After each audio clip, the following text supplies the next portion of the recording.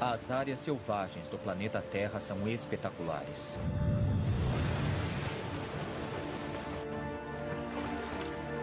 Mas uma espécie nunca consta nas imagens. Nós.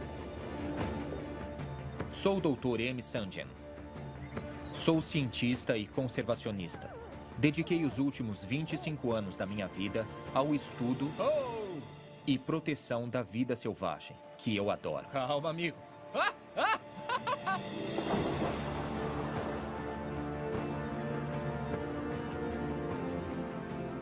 Agora, minha missão é contar uma história inédita, na qual nós, humanos, não somos separados da natureza.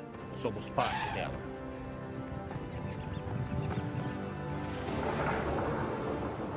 E nada faz com que dependamos mais da natureza do que nossa sede por água. Aprendemos de um jeito difícil que, se interrompermos demais o fluxo de água, a vida selvagem e os humanos sofrem. Eu tô com calor. Vou desmaiar. Mas em minha jornada, estou descobrindo que, se mudarmos de perspectiva, podemos restaurar a cadência natural da água. Está vendo isso? E o resultado pode ser extraordinário. Água.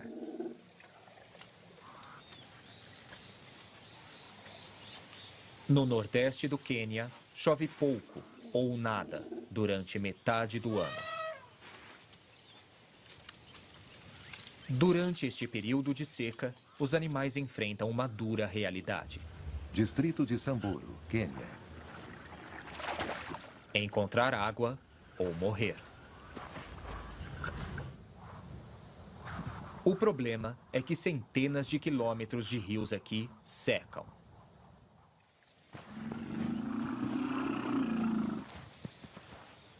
Então, onde tiver água assim, acessível na superfície, há um conjunto impressionante de vida selvagem.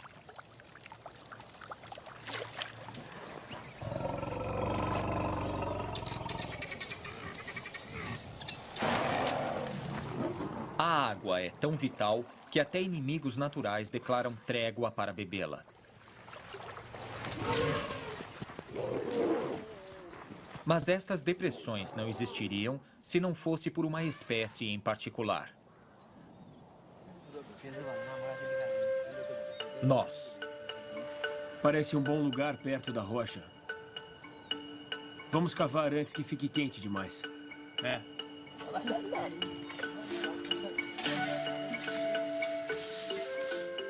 Há séculos, pessoas como esses guerreiros Samburu conhecem um segredo.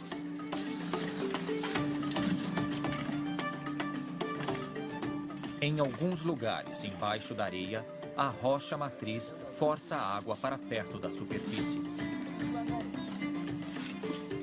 Enquanto o resto da África Oriental vive a seca, aqui eles sabem como criar uma fonte de água fresca.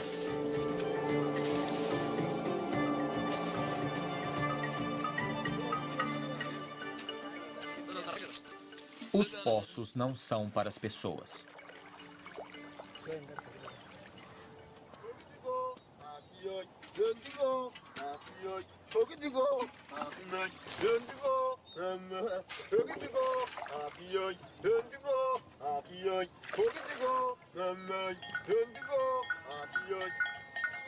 Os Samburu andaram mais de 150 quilômetros para que seus animais sobrevivam ao período de seca.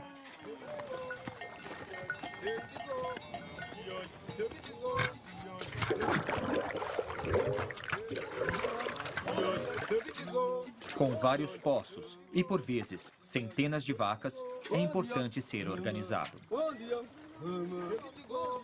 Assim, cada pastor administra seu poço e canta sua própria canção.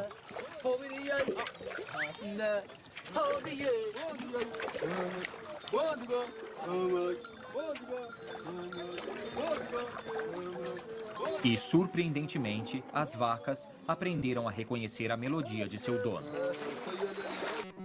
As pessoas criticaram o trabalho, dizendo que o que ele estava fazendo não era bom, ia contra as regras. Eles disseram que ele era louco. Disseram que eu estava prejudicando a tradição. Estas palavras não me machucaram. O chefe da minha família disse a mesma coisa. Todo mundo riu. Mas eu fiquei calado. O jovem Iacuba percebeu que antes de a chuva vir, ele precisava estar pronto para capturar o máximo possível de água no solo. Cortando a terra dura como concreto, Iacuba cavou buracos largos e os encheu de esterco e lixo. Ele recrutou um aliado nada comum.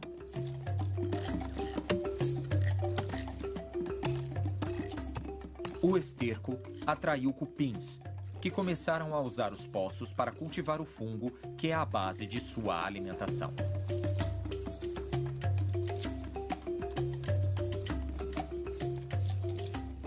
Ao fazer isso, eles cavaram uma rede de pequenos túneis no solo, que serviram para o objetivo de Iacuba.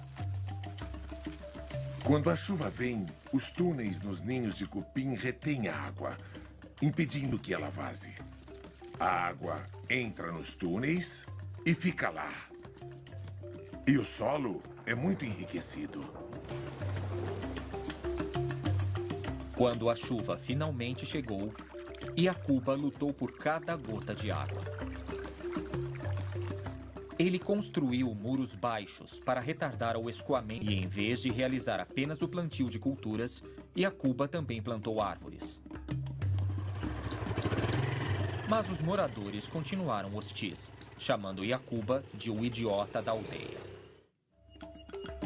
Depois de ser ridicularizado por anos por causa de seu método de cultivo, a aliança de Iacuba Sauadogo com plantas selvagens e animais valeu a pena. Por mais de 4 décadas, as árvores que ele plantou encorajou pássaros, que trouxeram sementes para mais árvores. O deserto de Iacuba começou a parecer uma floresta. Esta é minha primeira árvore. Eu a plantei há 38 anos. É impossível falar sobre a importância dela. As árvores bombeiam a vida no mundo. A floresta de Iacuba transforma o microclima. Ela bloqueia o vento e fornece sombra.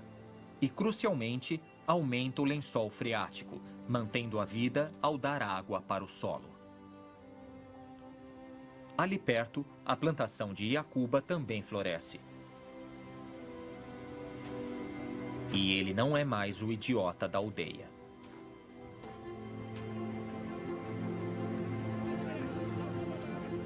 Iacuba é o herói da localidade.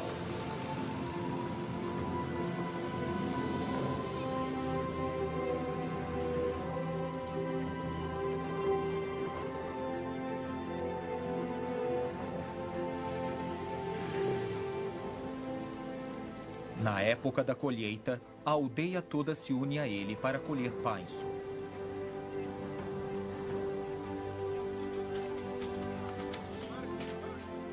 Tem comida suficiente para alimentar a todos. A ideia de Iacuba fez tanto sucesso que seus métodos são ensinados por todo o Sahel, e suas ideias foram creditadas por ajudar a Nigéria durante as recentes crises de fome.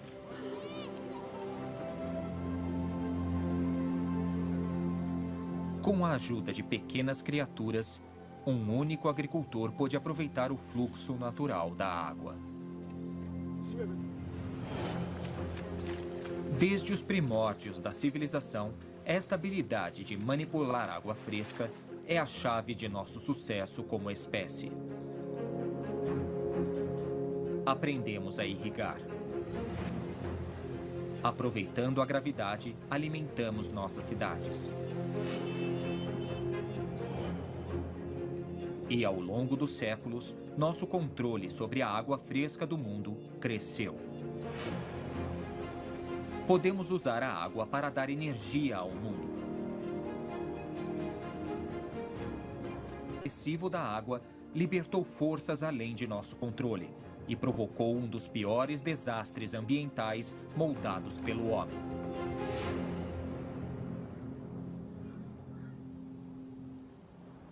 Há algumas décadas, Monyak, no Uzbequistão, era o principal porto do quarto maior lago de água fresca da Terra.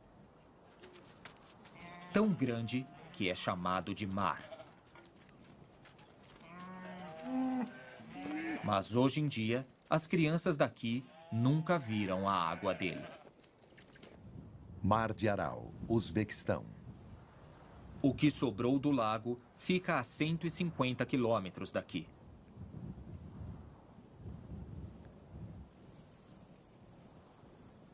O Mar de Aral tinha a metade do tamanho da Inglaterra. Uma frota de navios de pesca tirava dezenas de milhares de toneladas de peixes de suas águas por ano.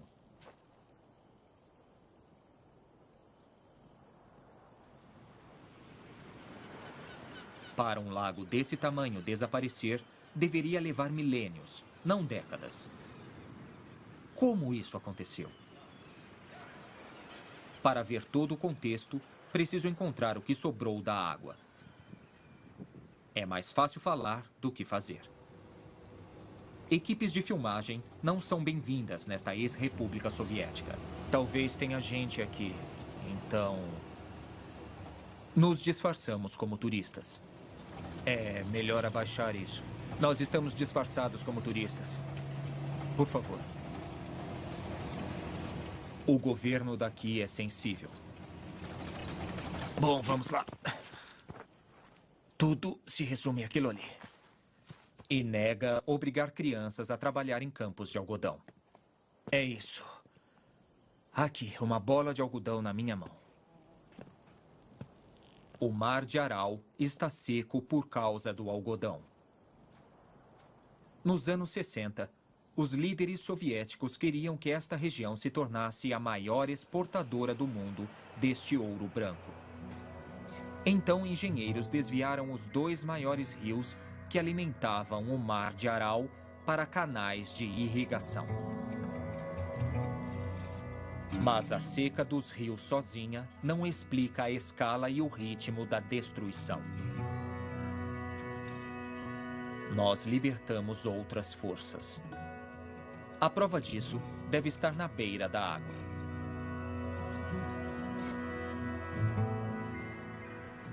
Se eu conseguir encontrá-la.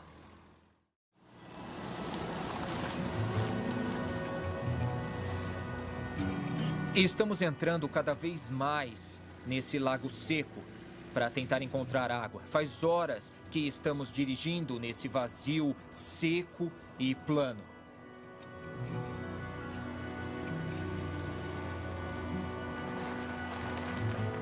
150 quilômetros depois, finalmente encontramos água. Uau! Era para ser assim. Toda aquela terra pela qual passamos já foi assim.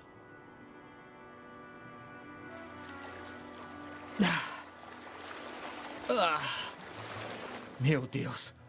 A própria água contém evidências para o que aconteceu aqui. Ah, meu Deus! Se você beber esta água, não tem gosto de nenhum outro mar que eu já provei. É horrível, ela é salgada demais. Há 50 anos, o Mar de Aral era quase fresco para beber. Hoje, é 3 vezes mais salgado do que qualquer oceano.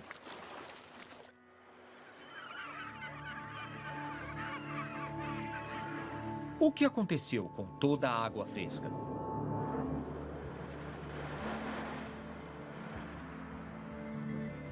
Por nossas ações, literalmente empurramos o mar para um ponto crítico, e uma combinação perfeita de forças drenou toda a água e a vida desta região.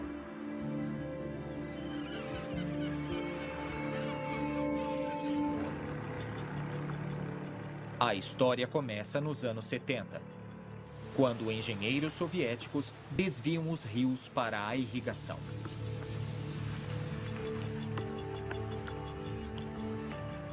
Com menos água chegando e o sol batendo, o mar começa a evaporar. Com o lago diminuindo, todas as plantas da margem começam a morrer. Sem essa resistência, o vento toma conta da paisagem. O vento diminui ainda mais rápido. Isso expõe o leito do lago e deixa para trás uma crosta de sal.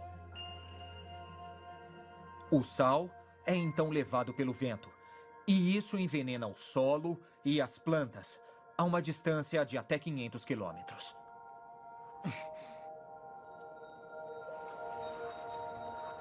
E as coisas continuam piorando.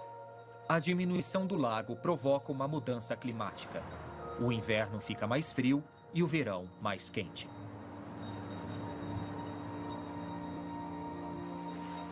O Mar de Aral é agora uma espiral morta. Menos água.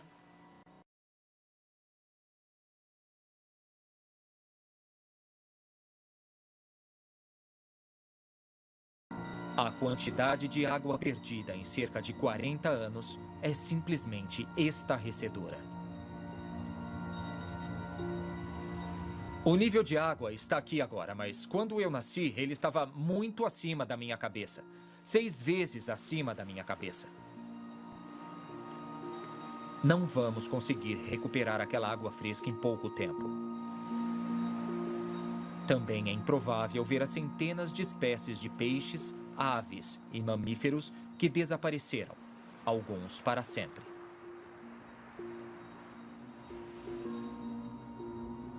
A lição que tiro daqui é a seguinte: se cortarmos o fluxo natural da água pelo mundo, cuidado, porque a mudança pode ser repentina e irreversível. Certamente nada disso poderia acontecer na nação mais rica da Terra. Ou poderia?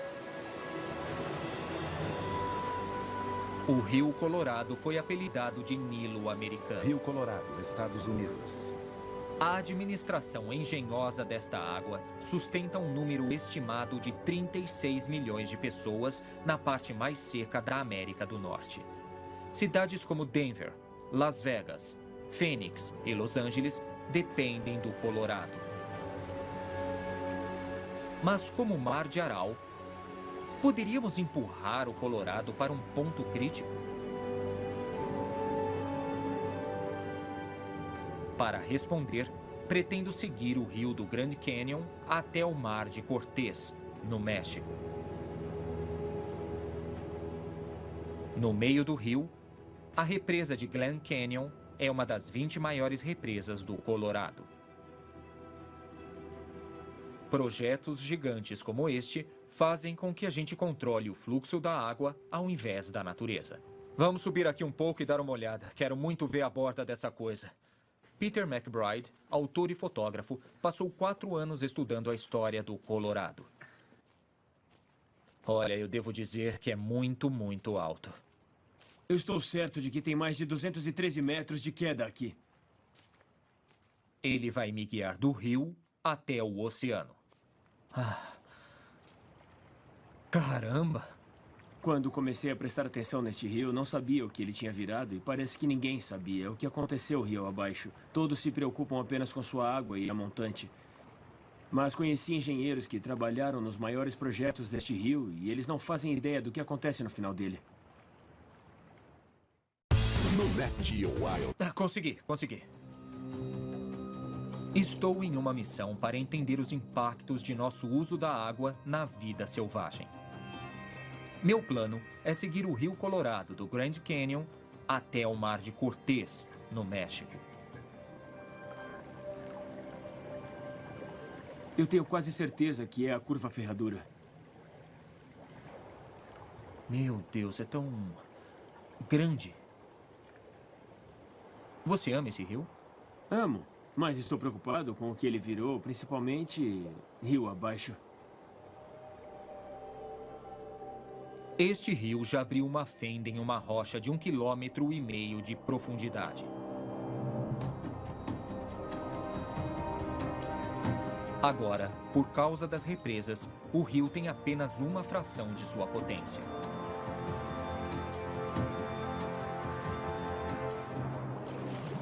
O caiaque é muito lento, então vamos dirigir por uma parte do caminho. Conheça a besta. Vamos lá.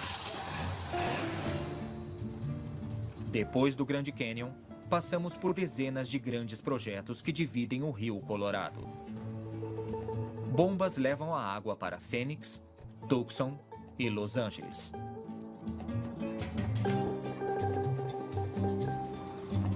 Mas no Imperial Valley, encontramos o maior uso da água: a agricultura. Aí está o rio. Toda essa água do rio? Sério? Mais de 70% do rio vai para a agricultura. Essa água vem direto do Grand Canyon. A gente estava nela há 2 dias e agora ela está irrigando alface. Esta área produz todo o sustento de alface para os Estados Unidos nos meses de inverno. Então não importa onde você more nos Estados Unidos, você come o Rio Colorado. É preciso comer. É preciso ter comida.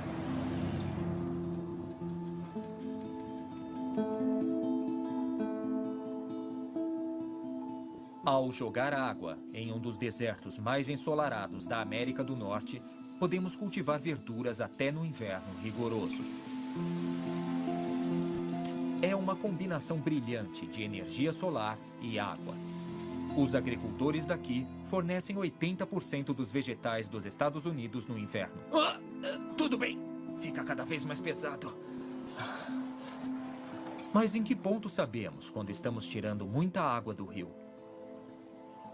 Uau! Quando o Colorado chega no México, 90% da água já foi usada. É muito diferente aqui. Difícil acreditar que é o mesmo rio.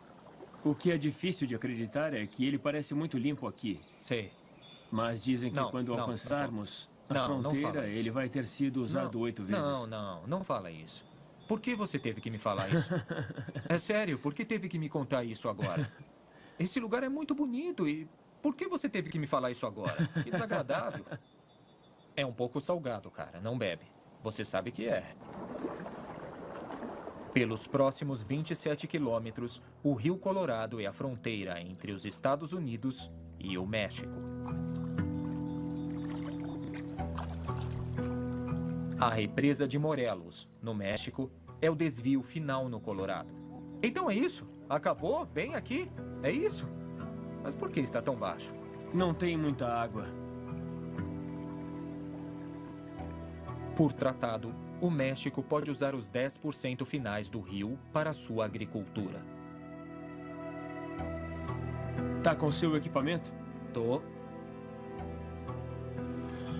Depois da represa de Morelos, nossos caiaques são muito grandes para o que restou do rio.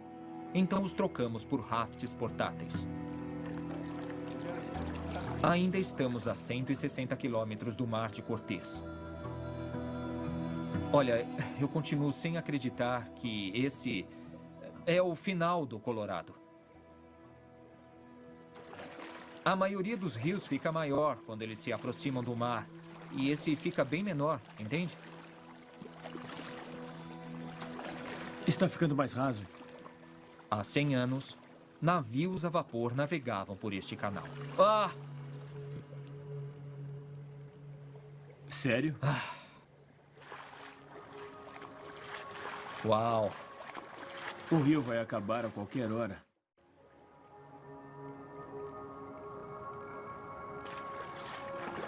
Veja aquilo. Parece o final para mim.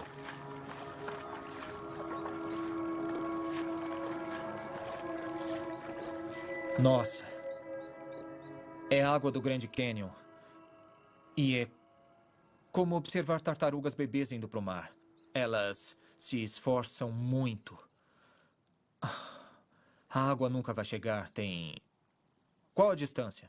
Uns 160? Mais de 100. Falta 160 quilômetros. E não vamos conseguir chegar. É bonito de um jeito estranho.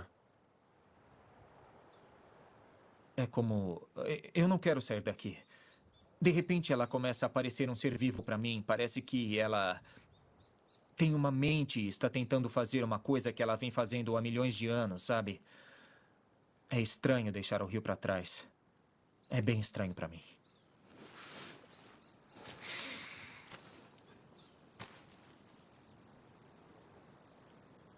Tá bom. Como planejado, vamos seguir o caminho antigo do rio até o Mar de Cortez. Com água ou sem água. Isto já foi o maior deserto estuário da América do Norte. É isso. Esta é uma história de escolha. Alimentamos uma nação, mas por um preço. Há um século, havia 8.000 quilômetros quadrados de áreas úmidas aqui. Era a casa de inúmeras aves, mamíferos e jaguares até caçavam aqui. Uma comunidade de 20.000 americanos nativos pescava e caçava neste delta. Tudo isso secou e desapareceu. O que mais me choca é que, como a maioria das pessoas, eu não sabia que esta era uma escolha que eu estava fazendo. Se o Grand Canyon secasse, as pessoas se desesperariam. Seria uma afronta. Assim mesmo, essas pessoas não fazem ideia de que este rio onde estamos é o mesmo que aquele. E este é exatamente o mesmo rio. E isso me deixa um pouco indignado. Como é que fomos chegar a este ponto, entende? O rio Colorado fluiu para o mar por 6 milhões de anos. E nenhuma gota dele chega ao mar. Desde o final dos anos 90, nenhuma única gota. Durante a nossa vigília. Durante a nossa vigília. Tá muito quente aqui. Eu tô cozinhando. O que aconteceu aqui é deprimente.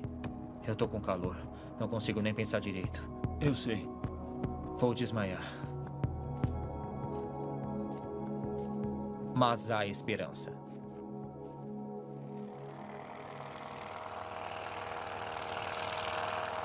Quando acho que não consigo mais andar, o amigo de Pete, Will, vem nos resgatar. Será que é ele? É o Will.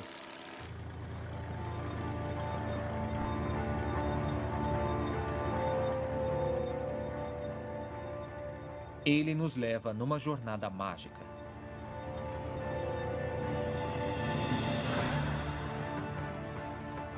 Porque escondida no meio deste delta seco existe uma joia, uma esmeralda. Nossa, olhem aquilo. La Ciénega de Santa Clara, México. Uma área úmida esquecida, chamada La Ciénega de Santa Clara. De repente eu sinto como se estivesse no topo do Everglades. Não vejo tanta água desde o Grand Canyon. É assim que toda esta área teria sido há 100 anos. Uau! Olhem aqueles pássaros lá embaixo.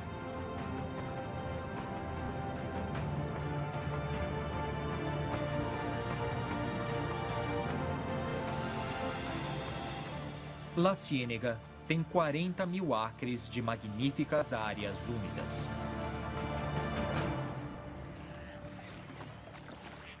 Apesar de ser só uma fração do estuário original, ela está cheia de vida selvagem, incluindo várias espécies ameaçadas. Mas o mais incrível sobre este lugar é como ele chegou aqui.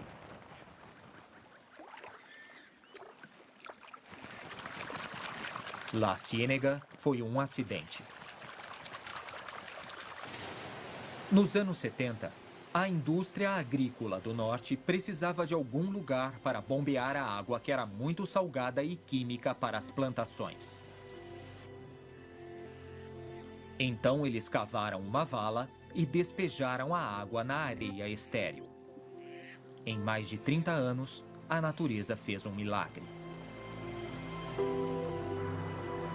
Sementes de taboa foram trazidas pelo vento e começaram a florescer na água.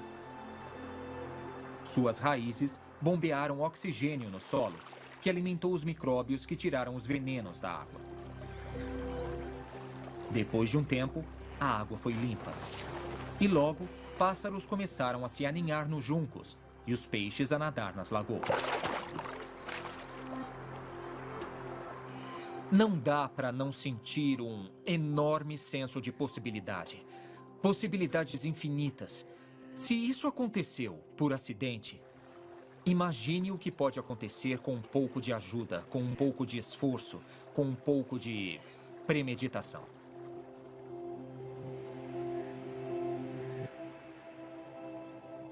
Squaw Creek, Missouri. Se quiser ver o que a engenhosidade e a premeditação podem fazer para a vida selvagem, é só ir ao coração americano. Está vendo isso? Há 80 anos, o povo de Missouri bolou um plano para salvar as áreas úmidas naturais.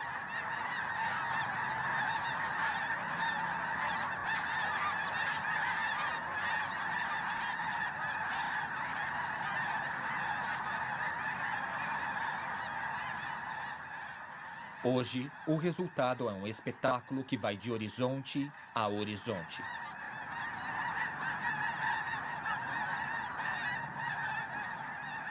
São gansos das neves em sua migração anual do Golfo do México para o Canadá.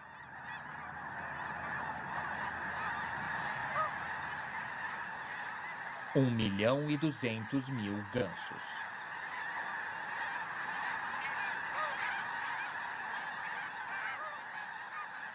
Eles pousam no lago atrás de mim e vão ficar aqui antes de continuar sua jornada para o norte.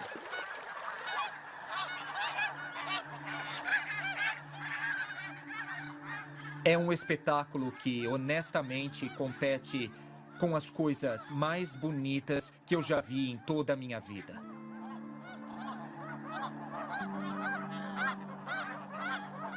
E é tudo por causa das pessoas daqui, que há 80 anos decidiram deixar que a natureza ficasse com um pouco de água.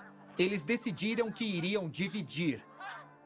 Não dividir meio a meio, mas deixar 2% da água para a natureza. Por causa disso, vejam o que temos.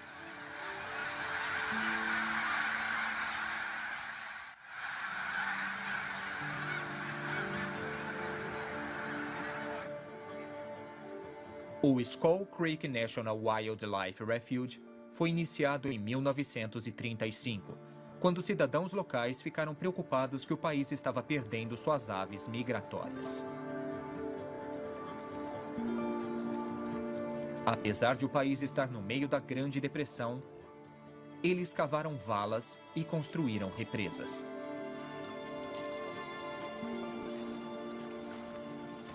Em qualquer outro lugar, você imaginaria que esses projetos seriam construídos para a agricultura. Mas aqui é para a vida selvagem. E você percebe que todo aquele poder da engenharia que temos, se invertido, pode beneficiar também a natureza.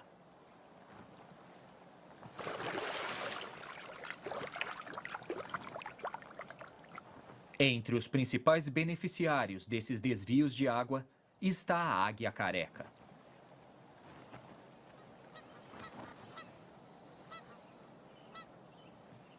Mais de 150 águias carecas migram para o Squaw Creek, porque é um bom lugar para encontrar comida. Este jovem ainda não desenvolveu sua cabeça branca e seu bico dourado. Mas é hora de aprender a caçar.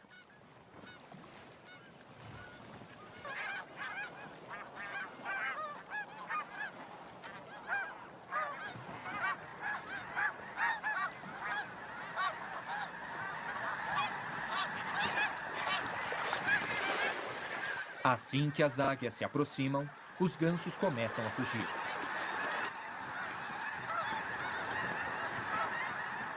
No caos, é difícil diferenciar amigo de inimigo.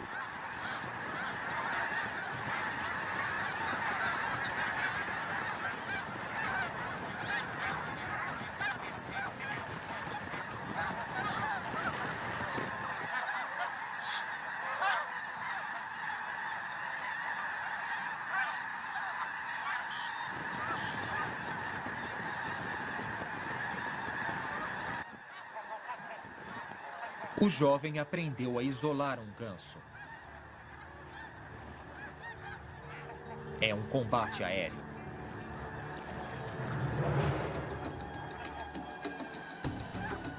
O ganso das neves tem manobras de fuga espetaculares.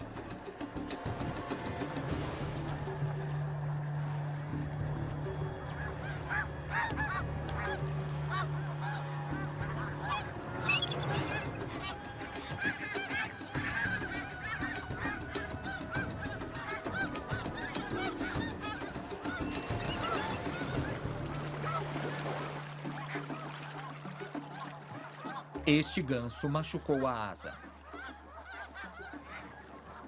o que dá à águia a chance que ela precisa.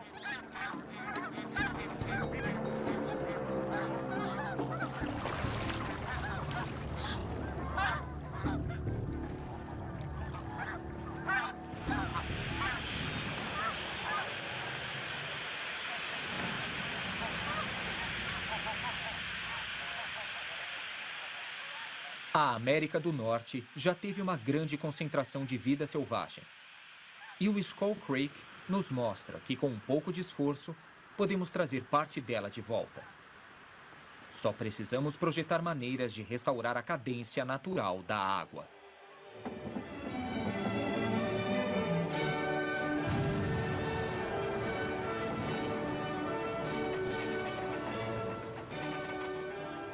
Pelos Estados Unidos, há represas que deixaram de ser úteis.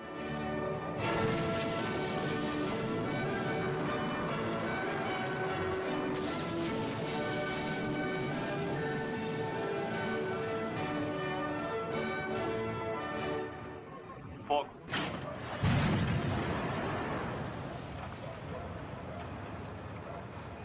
Removendo-as, podemos reconectar os rios aos mares. Assim, espécies como salmões e trutas prateadas poderiam nadar contra a correnteza para a desova.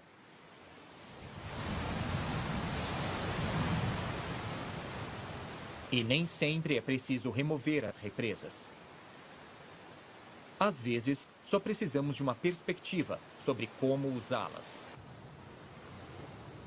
Na represa de Glen Canyon, onde comecei minha jornada pelo Colorado, os engenheiros estão liberando fluxos súbitos de água para imitar cheias naturais na primavera.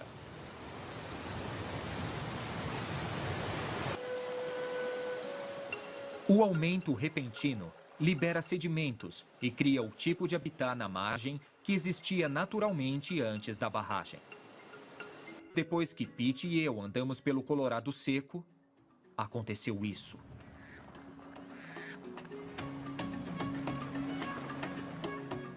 Conservacionistas convenceram os Estados Unidos e o México a deixarem um pulso de água anual fluir da represa Morales até o Colorado.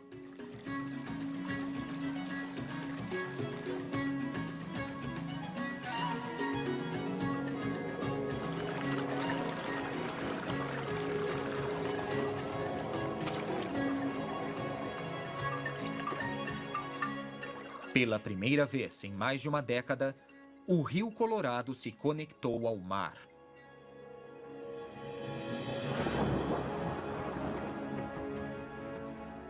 Eu vi como, se não formos cuidadosos com a água, podemos desencadear uma espiral de destruição. Mas, da mesma forma, se dividirmos nossa água com a natureza, podemos iniciar uma explosão de vida. Isso me dá esperança de que a água não precisa dividir as pessoas e a natureza. A água, se compartilhada, pode ser aquele lugar incrível